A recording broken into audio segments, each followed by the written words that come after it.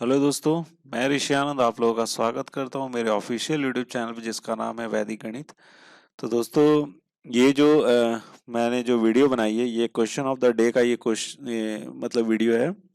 और इस वीडियो में मैंने जो सवाल लिया है वो टाइम स्पीड एंड डिस्टेंस से बिलोंग करता है। इस चैप्टर का ये सवाल है। ठीक है। और जैसे कि मैंने आपको यहाँ पे लिख रखा है कि टॉपिक जो रहेगा ना वो रहेगा आपको based on train double accident. अब एक जो सवाल आता है वो आपको आता है ट्रेन का जो होता है ना, डबल एक्सीडेंट पे ही सवाल आते हैं। ठीक है, वैसे सिंगल एक्सीडेंट पे भी आते थे सवाल, और वो सिंगल एक्सीडेंट वाला जो सवाल है ना वो मैंने जो सर्वेश के वर्मा की जो बुक का जो सीरीज चल रहा है टाइम स्पीड एंड डिस्टेंस का, तो वहां पे आपको मिल जाएगा वो सवाल। ठीक है। लेकिन डबल जो एक्सीडेंट का होता है, ट्रेन का डबल एक्सीडेंट का, उसका सवाल मैं आपको यहाँ पे करवा दे रहा हूँ। ठीक है। और कोशिश करूंगा बहुत ही सिंपल तरीके से आपको समझाने की, जिससे आपको ये सवाल जो ना आसानी से समझ में आ जाए, क्योंकि ऐसे सवाल भी परीक्षा में पूछे जा सकते हैं। और ये काफी अच्छा सवाल है। और मैं आपसे यही गुजारिश करूंगा कि आप सबसे पहले इस वीडियो को पॉज कीजिएगा और उस सवाल को पहले खुद से कोशिश कीजिएगा बनाने का। ठीक है। और अगर बन जाता है तो बहुत वेल एंड गुड। और कोशिश लेकिन जरूर कीजिएगा इस सवाल को बनाने का, फिर उसके बाद आप सॉल्यूशन देखिएगा। और बन जाएगा तो बहुत ही अच्छी बात है, अगर नहीं बनेगा तो कोई दिक्कत नहीं है, उसके बाद भी आप सॉल्यूशन देखिएगा। दोनों ही केस में आप सॉल्यूशन देखिएगा, हो सकता है मेरा सॉल्यूशन आपसे अलग हो। तो देखिएगा इस वीडियो को शुरू से लेकर अंतिम तक अच्छे से। एक सवाल मैंने यहाँ पे लिया और बहुत ही इंपॉर्टेंट सवाल है। आने वाले किसी भी एग्जामिनेशन में ऐसा सवाल आपसे पूछा जा सकता है, इसलिए मैंने सोचा कि ये सवाल आपके साथ शेयर कर दूं। ठीक है। तो इस वीडियो को जो आपको पीडीएफ जो होगा वो आपको मेरे टेलीग्राम वाले ग्रुप में भी मिल जाएगा, इस वीडियो का पीडीएफ। ठीक है, या इसका लिंक भी आपको वहां मिल जाएगा। और ये व्हाट्सएप का जो ग्रुप है इसमें भी आपको मैं पीडीएफ अपडेट कर दूंगा। और ये जो मेरा टेलीग्राम का जो लिंक है ये भी आपको डिस्क्रिप्शन बॉक्स में मिल जाएगा, और व्हाट्सएप का भी लिंक मिल जाएगा नीचे डिस्क्रिप्शन बॉक्स में। तो आप डायरेक्ट क्लिक करके ये दोनों ग्रुप में मेरे साथ जुड़ सकते हो।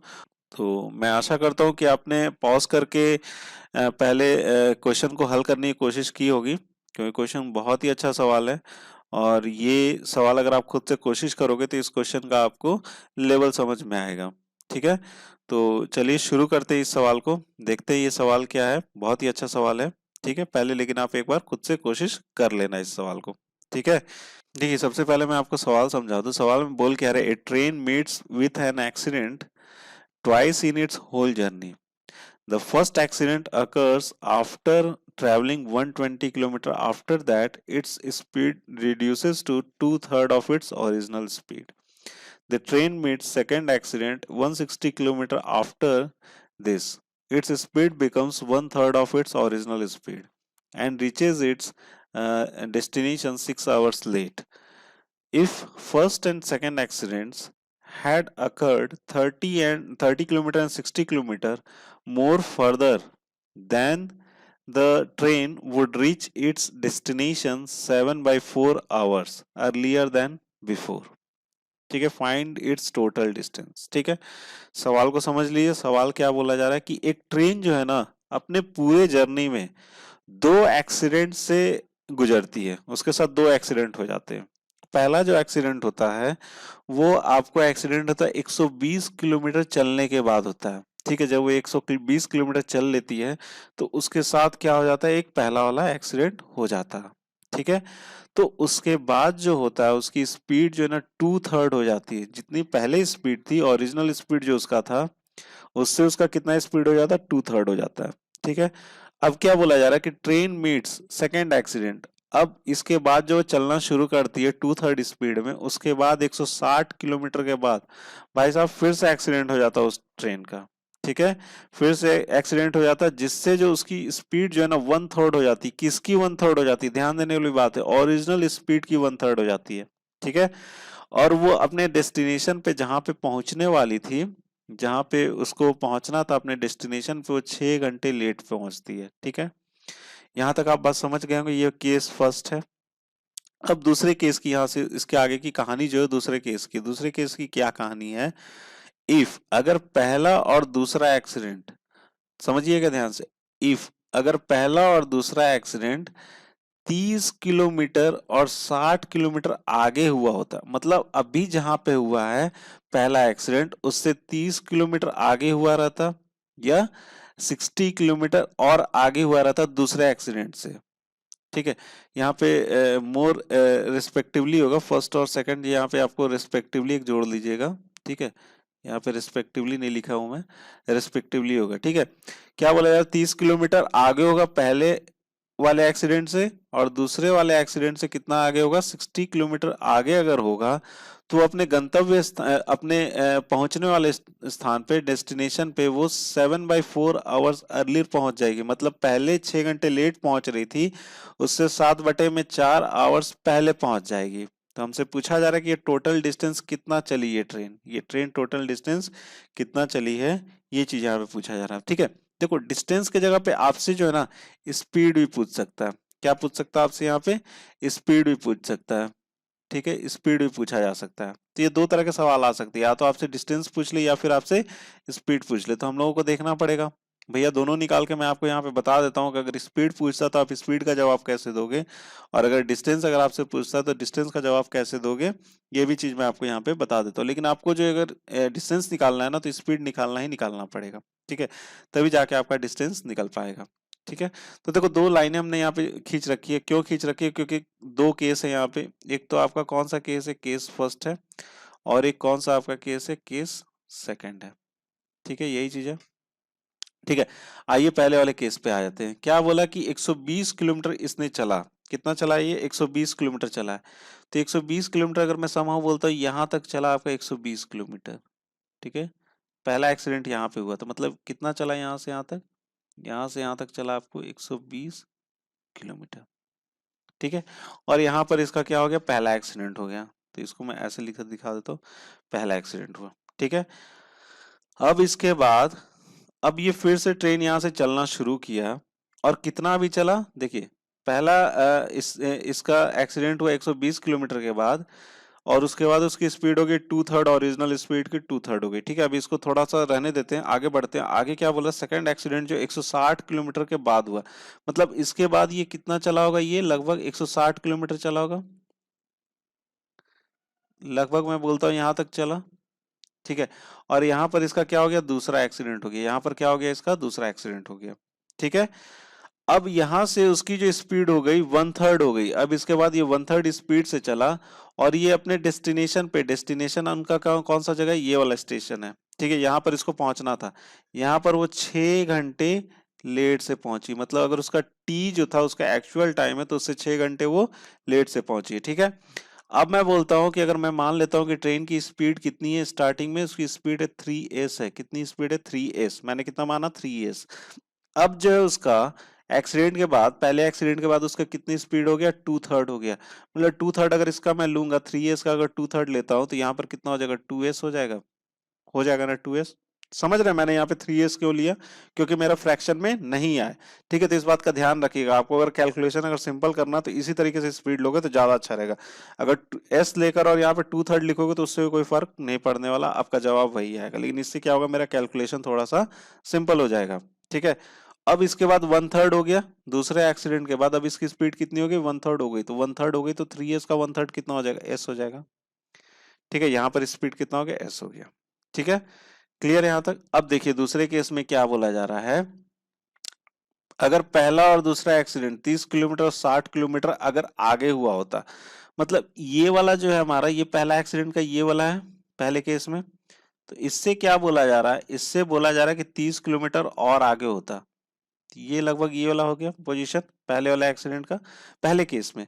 तो अब दूसरे केस में कितना बोल रहा है, 30 किलोमीटर और आगे, मतलब 30 किलोमीटर आगे, यहाँ पर 30 किलोमीटर आगे, मतलब इस पॉइंट पर अगर एक्सीडेंट हुआ होता, इस पॉइंट पर एक्सीडेंट हुआ होता, और दूसरा एक्सीडेंट जहां पे हुआ है उससे 60 किलोमीटर आगे हुआ होता, मतलब ये वाला है अपना, पहला केस में कितना है, दूसरा पोजीशन पे ये वाला है ना, तो इससे कितना आगे हुआ होता, 60 किलोमीटर। यहां से यहां तक कितना हो जाएगा आपका, 60 किलोमीटर।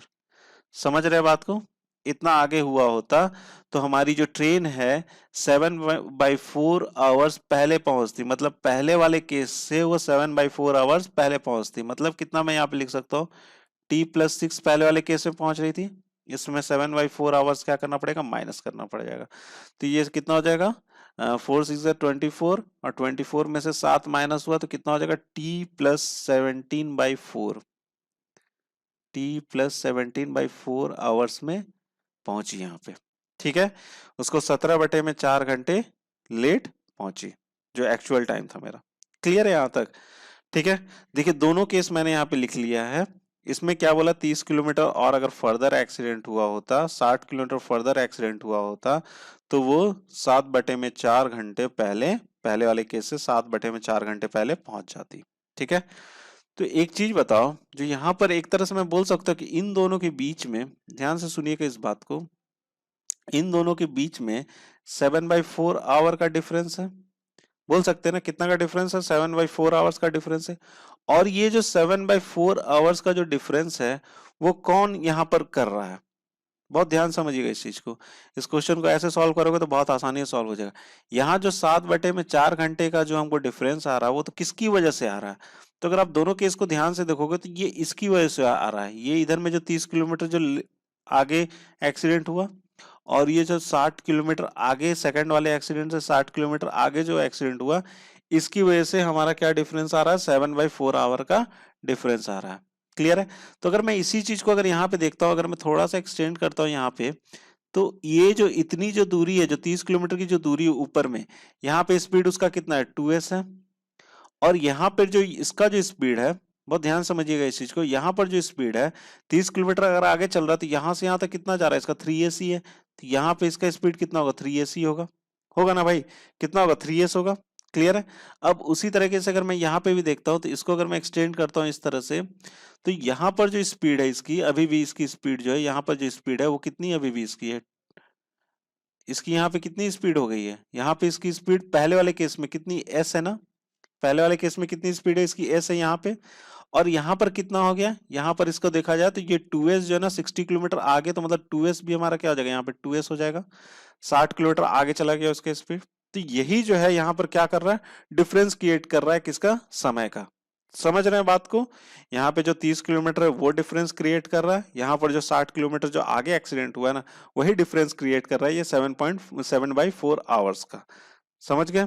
चलिए अब इसको, इस इक्वेशन को हम लोग ऐसे लिख लेते हैं। तो यहाँ पर कितना लिखोगे? 30 किलोमीटर है, तो यहाँ पर क्या लिखेंगे? 30 पाई क्या लिख लोगे? 2s माइनस, दो केस हो रहा है यहाँ पे, तो यहाँ पे माइनस कितना हो जाएगा? 30/2s हो गया, तो यहाँ पे लिखेंगे -30/3s। ठीक है। एक तो ये डिफरेंस क्रिएट किया। क्लियर है यहाँ तक? प्लस, और एक डिफरेंस ये क्रिएट कर रहा, तो यहाँ पर कितना लिखोगे? यहाँ पे 60 किलोमीटर का है ना, तो यहाँ पे क्या लिखेंगे? 60 बटे में टाइम ले रहे हैं, यही यही पे जितना टाइम लगा ये, और जितना टाइम लगा वही तो डिफरेंस दे रहा है ना 7/4 का। तो 60 बटे में कितना हो जाएगा? ये s ऊपर है ना, तो 60 बटे में क्या लिख लेंगे? s माइनस 60 बटे में कितना लिख लोगे यहाँ पे? 2s। क्लियर है बात? और ये भी देखिए, डिस्टेंस बटे में स्पीड है, डिस्टेंस बटे में स्पीड है, डिस्टेंस बटे में स्पीड है, डिस्टेंस बटे में स्पीड है, तो ये किसका है? टाइम का ही है। टाइम का डिफरेंस, तो ये कितने के बराबर हो जाएगा? 7/4 आवर्स हो जाएगा। इक्वेशन हमारा बन के तैयार हो गया। ठीक है। चलिए अब इसको तोड़ लेते हैं। अगर मैं इसको खोल देता हूं, तो 30/2s माइनस 30/3s, और प्लस में क्या लिखोगे? 60/s, और यहाँ पर हो जाएगा आपका 60 बटे में 2s इज इक्वल टू कितना हो जाएगा? 7/4 हो जाएगा। समझ रहे हैं? अब देखिए यहाँ पे 60/2s है, और यहाँ पर क्या? 30/2s है। तो इन दोनों को अगर मैं घटा दूं, तो यहाँ पे लिख सकता हूँ मैं, सबसे पहले लिख दूंगा 60 बटे में s लिख दिया, और यहाँ पर आ जाएगा आपका -30 बटे में 3s लिख दिया, और ये आ जाएगा आपका कितना? -30 बटे में 2s is equal to 7/4। Clear है यहाँ तक? समझ गए इस सवाल को? ठीक है, यहाँ तक समझ में आ रहा है आपको? चलिए इसको डिवाइड मारा, तो ये आ गया आपका 10, और यहाँ पर कितना आ जाएगा? 15। तो ये कुछ इस तरीके से आ जाएगा, 60 बटे में s हो जाएगा, और -10 हो जाएगा बटे में s, -15 बटे में s इज इक्वल टू 7/4। देखिए सबका क्या है आपको, देखिए अब मैं डायरेक्ट यहाँ पे लिख रहा हूँ, सबका क्या है? एलसीएम आपको s आ जाएगा। s मैंने लिख लिया। यहाँ पे 60 है, ये 10 है, और ये 15, -10 और -15, ध्यान से सुनिएगा, -10 और -15 है, दोनों को जुड़ जाएगा यहाँ पे। तो जुड़ने के बाद कितना हो जाएगा? -25, -25 है, 60 -25 कितना लिखेंगे? 35 लिखेंगे। लिखेंगे ना? इज इक्वल टू 7/4 हो जाएगा। ये क्या हो जाएगा? 7×5 = 35 हो जाएगा। तो s बराबर कितना आ जाएगा? 5 चौक 20 आ जाएगा। तो s आ जाएगा आपका कितना? 20 किलोमीटर पर आवर। कितना आ जाएगा? 20 किलोमीटर पर आवर। क्लियर है? यहां तक समझ गए? इसका स्पीड आ गया है। ठीक है, अब मैं स्पीड को हर जगह पे लिख देता हूँ, फिर उसके बाद हम लोग डिस्टेंस निकाल लेंगे। तो थोड़ा सा मैं यहाँ पे कलम चेंज कर लेता हूँ, कलर, तो जिससे आपको समझने में आसानी हो जाएगी। मैं वहां पे स्पीड भी इंडिकेट करूंगा। ठीक है, हाँ। तो हमारा एस कितना आ गया? एस हमारा आया 20 किलोमीटर पर आवर आया। तो यहाँ पर जो इस 120 किलोमीटर में इसकी स्पीड कितनी रही होगी? इसकी स्पीड रही होगी 60 किलोमीटर पर आवर रही होगी ना। 3 × 20 that is 60 kilometre per hour. ठीक है, और ये जो 160 किलोमीटर में इसकी स्पीड कितनी रही होगी? 2 × 20 kilometre per hour that is 40 kilometre per hour, यही रही होगी। ठीक है, और यहाँ पर इस केस में इसकी स्पीड कितनी हो गई होगी? एस है, तो यहाँ पर कितना लिखेंगे? 20 किलोमीटर पर आवर, यही रही होगी। ठीक है, अच्छा एक चीज मैं बता दूं आपको, मुझे यहाँ पे डिस्टेंस निकालना है। कहाँ से कहाँ तक का डिस्टेंस निकालना है? तो इस पॉइंट से लेके इस पॉइंट तक का डिस्टेंस निकालना है। ठीक है, इसका डिस्टेंस निकालना है। तो इसको डिस्टेंस को मैं कितना मान सकता हूं? मैं डी ले लेता हूं भैया, मुझे डिस्टेंस निकालना, तो मैंने क्या ले लिया? डी ले लिया। तो 120 यहाँ पे ट्रैवल कर लिया, 160 यहाँ पे ट्रैवल कर लिया, तो बचा हुआ दूरी कितना हो जाएगा? बचा हुआ दूरी हो जाएगा डी माइनस 160 और 120 कितने हो जाएंगे यहाँ पे? 280 हो जाएंगे ना। तो ये बचा हुआ दूरी कितना हो जाएगा? डी माइनस 280 किलोमीटर होगा ना भाई? समझ रहे बात को? टोटल डिस्टेंस मेरा डी है, 120 यहाँ पे ट्रैवल कर लिया, 160 यहाँ पे ट्रैवल कर लिया, मतलब कितना ट्रैवल कर लिया? 280 ट्रेन ने ट्रैवल कर लिया। बचा हुआ दूरी कितना हो जाएगा? डी माइनस 280 हो जाएगा। तो मतलब हमें क्या निकालना है? डी की यहाँ पे वैल्यू निकालनी है। मैंने सबका निकाल लिया है। तो एक चीज बताना मुझे, ये दूरी कितना है? 120 किलोमीटर। चलिए देखिए, एकदम सॉल्व करते चल रही है, यहीं से बहुत आसानी से सॉल्व कर लेंगे हम लोग। 120 किलोमीटर है और इसकी स्पीड कितनी है? 60 किलोमीटर प्रति आवर है। ठीक है, अगर हम पूरा टाइम ले रहा हूं, यहां से लेके यहां तक का पूरा क्या ले रहा हूं? यहाँ पे टाइम ले रहा हूं मैं। ठीक है, तो यहाँ पर कितना टाइम लगा होगा? यहाँ पे मैं लिख सकता हूँ, मैं लिख दे रहा हूँ आपको समझने के लिए। 120 आपका डिस्टेंस है, बटे में कितना हो जाएगा? 60। ठीक है, यही होगा ना, डिस्टेंस बटे में स्पीड टाइम प्लस, यहाँ पर कितना लिख लेंगे हम लोग? 160 बटे में कितना हो जाएगा? 40, यही स्पीड है यहाँ पे। और यहाँ पर कितना हो जाएगा? डी माइनस 280 और बटे में कितना लिख लोगे यहाँ पे? 20 किलोमीटर पर आवर। और टोटल टाइम कितना लगा? टी प्लस 6, यही लगा ना। अच्छा एक चीज मुझे बताओ, यहाँ पर जो टी टाइम है ये क्या है? एक्चुअल टाइम है। तो एक्चुअल जो टाइम होगा वो डिस्टेंस बटे में एक्चुअल स्पीड होगा, और इसका एक्चुअल स्पीड कितना है? यही वाला ना एक्चुअल स्पीड, क्योंकि ये तो एक्सीडेंट हुआ नहीं है यहाँ पे, ये तो बिना एक्सीडेंट के ही चल रही है। तो बिना एक्सीडेंट का जो स्पीड होगा हमारा, वही क्या होगा? मेरा एक्चुअल स्पीड भी होगा। तो भाई ये चीज यहाँ पे बोल सकता हूँ कि डी बराबर जो होगा, डी बटे में कितना लिख सकते हैं हम लोग? 60। जो एक्चुअल टाइम होगा वो डिस्टेंस बटे में एक्चुअल स्पीड होगा। ठीक है, अच्छा इसको मैंने इससे डिवाइड किया, तो यहाँ पर कितना लिख सकते हैं? यहाँ पे लिख देंगे, कितना हो जाएगा? ये 2 हो जाएगा ना। ठीक है, यहाँ पर कितना हो जाएगा? ये 4 हो जाएगा। ठीक है, यहाँ तक क्लियर है? 4 और 2 6 हो जाएगा। तो मैंने यहाँ पे 6 लिख लिया, प्लस डी माइनस कितना लिख लेंगे हम यहाँ पे? 280 बटे में कितना हो जाएगा? 20, और इज इक्वल टू टी की जगह पे क्या लिख लोगे? यहाँ पे डी बटे में कितना लिख लोगे? 60, और प्लस में क्या लिख लेंगे? 6 होगा ना। 6 6 6 क्या हो गया? यहाँ से कैंसिल हो गया। अब यहाँ से मैं अगर इसको डिवाइड करूँ तो 20 दिया कितना हो जाएगा? 60, क्रॉस मल्टीप्लाई कर लेंगे तो ये हो जाएगा 3D माइनस कितना हो जाएगा? 0, 3 8 24, 3 2 जा 6 7 8 हो जाएगा, 840 हो जाएगा ना। 840 हो गया यहाँ पे, इज इक्वल टू क्या लिख लेंगे? डी, और ये डी इस साइड आएगा तो ये हो जाएगा आपको 2D इज इक्वल टू हो जाएगा आपको 840 हो जाएगा ना। तो अगर मैं यहाँ से d निकालता हूँ तो d बराबर क्या लिख लोगे? यहाँ से 840 और बटे में क्या लिख लोगे? 2। तो 2 से डिवाइड किया तो ये कितना आ गया आपको? 420 किलोमीटर। तो कितना आ गया? d की वैल्यू कितनी आ गई? 420 किलोमीटर। तो यही क्या हो जाएगा? इस सवाल का उत्तर हो जाएगा। अगर आपसे स्पीड पूछता तो यहाँ तक s तक निकालते, ये हो जाता है इसका क्या? Actual speed 60 kilometre per hour होता, ऑप्शन पे टिक लगाते और आगे बढ़ जाते। लेकिन हमसे अगर डिस्टेंस पूछा तो हमें यहाँ तक आगे बढ़ना पड़ेगा। डिस्टेंस कितना हो जाएगा यहाँ से? 420 किलोमीटर। ठीक है, और 420 किलोमीटर जो भी हमारा ऑप्शन में होता उसको हम लोग टिक लगा के आगे बढ़ जाते। ठीक है, तो दोस्तों आई होप कि आपको ये क्वेश्चन समझ में आ गया होगा। तो आप प्लीज़ मुझे आप फीडबैक दीजिएगा कि आपको ये सवाल कैसा लगा। ठीक है, आपको ये सवाल समझ में आया कि नहीं समझ में आया? बहुत ही अच्छा सवाल है। ऐसे सवाल जो है ना पूछे जा सकते हैं अब आने वाले किसी भी एग्जामिनेशन में, ये डबल एक्सीडेंट वाला पूछा जा सकता है। तो हम मैंने आपको पहले भी जैसे बताया, यहाँ पे 2 तरह के क्वेश्चन किए जा सकते हैं। या तो आपसे स्पीड पूछा जा सकता है, या फिर आपसे यहाँ पे क्या पूछा जाता है, डिस्टेंस पूछा जा सकता है। ठीक है, अगर डिस्टेंस पूछा जा सकता है तो आपको स्पीड तो निकालना ही निकालना है, फिर उसके बाद आप डिस्टेंस निकालोगे। ठीक है, अगर आपके पास भी कोई तरीका होगा तो प्लीज़ आप मेरे साथ शेयर करना कमेंट बॉक्स से कमेंट करके। अगर आप इससे भी अगर अच्छा सॉल्यूशन अगर जानते होगे तो। वैसे मैं आशा करता हूँ कि आपको ये सॉल्यूशन समझ में आ गया होगा। ठीक है, अगर आपके पास भी कोई अगर अलग सॉल्यूशन होगा तो प्लीज़ मेरे साथ भी शेयर जरूर करना। ठीक है, तो एट लास्ट दोस्तों, thank you so much for watching my video and best of luck for your future.